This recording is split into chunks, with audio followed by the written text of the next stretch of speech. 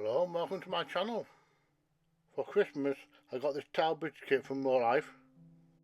This is kit number TG412 and it's level 3. It contains 113 pieces and I'm going to build it for you today. So let's get this cellophane off and see what's inside. This kit does come with a light up option. However, it does require 3 button cell batteries which I don't currently have. So I probably won't be able to show you off that part of it. So inside we have a few items. We have 4 pre-cut plywood sheets. We have a plastic tray with a lighting kit and screwdriver. And lastly we have the instructions which we'll go through now. We have a double-sided A1 size sheet of paper. And we have 6 main stages to follow. There's also a total of 113 pieces to assemble. An important thing to note is the instructions are being printed in a funny order, so you have to keep double checking your numbers to make sure you have the right page. I've laid out all 4 plywood sheets so you can get a closer look at them. In the centre is a small semi-transparent one, and this is for the lighting. Right, we can now crack on with assembling this thing. Step number 1 is to punch out the initial pieces. We have been supplied with a small sheet of sandpaper. This is so we can clean up the edges. Now it's time to assemble step number 1. These are going to be the bridge supports. I have 4 identical pieces to plug into the base, and those are interlocked with 2 longer pieces for the cross section. Everything's a tight fit, so it's a matter of pushing it into place without breaking anything. I have the next layer up to slot into place, and this is comprised of 4 identical pieces. And once again you have to be patient because this is all friction fit. And the final piece slots in like so. For stage number 2 we're working on the tops of the towers. With the first 3 pieces you construct the spire. Then we'll need the first of the semi-transparent pieces, as this is one of the areas which will light up. It's just a matter of trapping it between the pegs of the inner and outer wall. Then it's just a matter of wrapping the material around and trapping it in place with the next piece. Both the front and back are the same, and both the side pieces are the same. It's just a matter of remembering the side with the most detail on is the side that faces outwards. And the instructions say we need to make 2 copies of this. Moving on to stage number 3, and we have a small frame to assemble.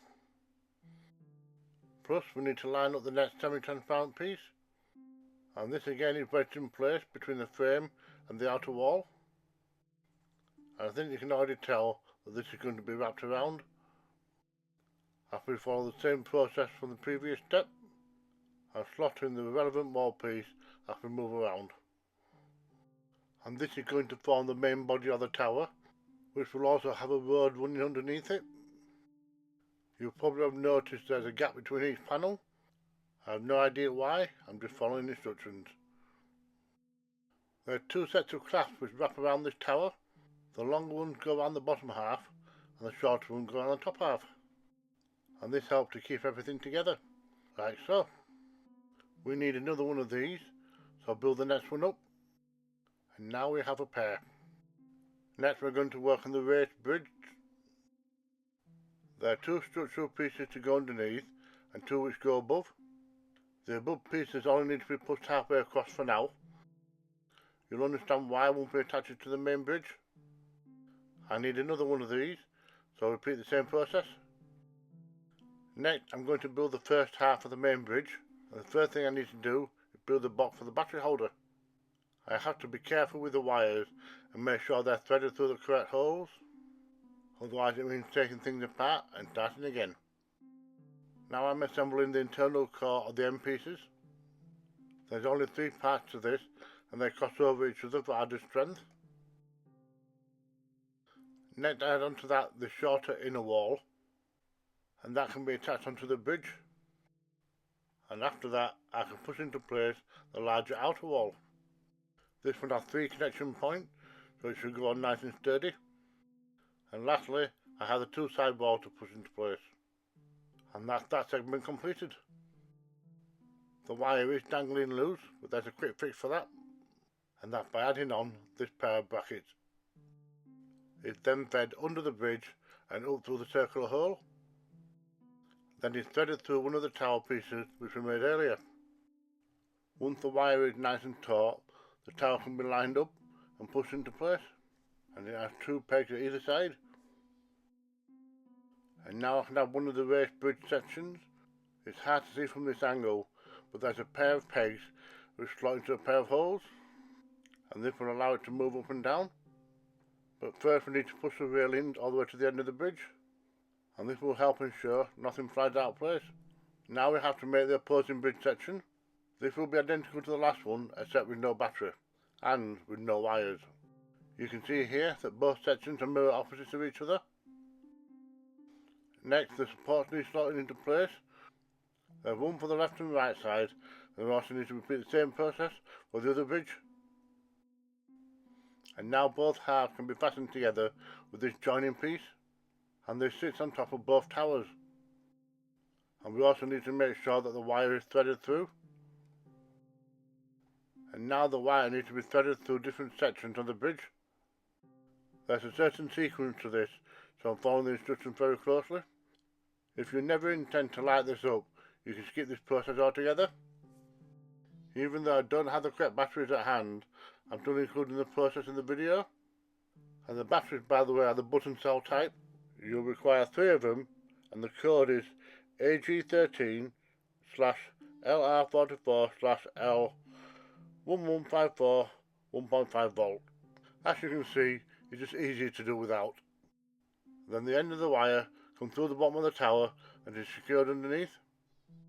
And now we're ready for the first thing we built, which are the lower supports of the bridge. And these also help keep everything stable. Next we have these 8 support rods, and these go in the corner of both towers. They're a very tight fit, so you need to push and twist to get them into place. And these also add a lot of strength to the model.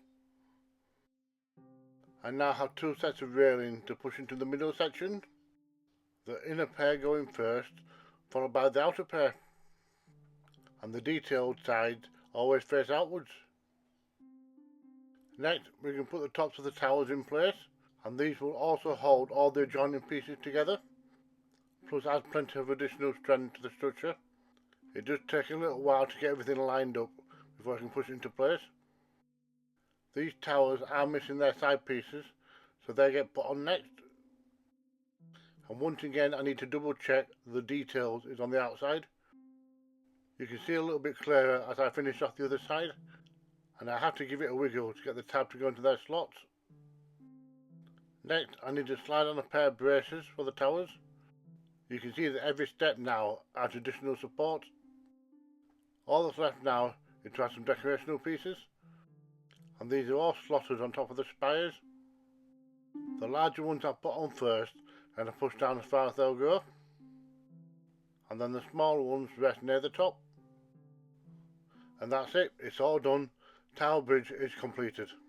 So now it's time for the detailed shots. It actually looks pretty good for a wooden kit, and as a bonus it didn't need any glue. The raised bridges are movable, although they don't like staying in positions. Unfortunately I can't show you what it looks like with the lights on, so you just have to use your imagination for that. It would have been nice though to have the batteries included in the kit, considering they're not the type that most people have lying about.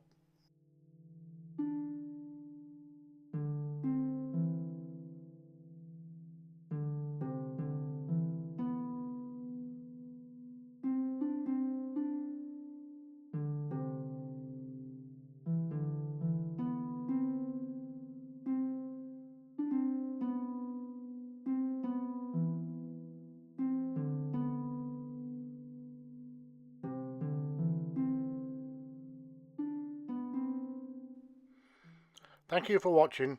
Don't forget, if I can do it, so can you.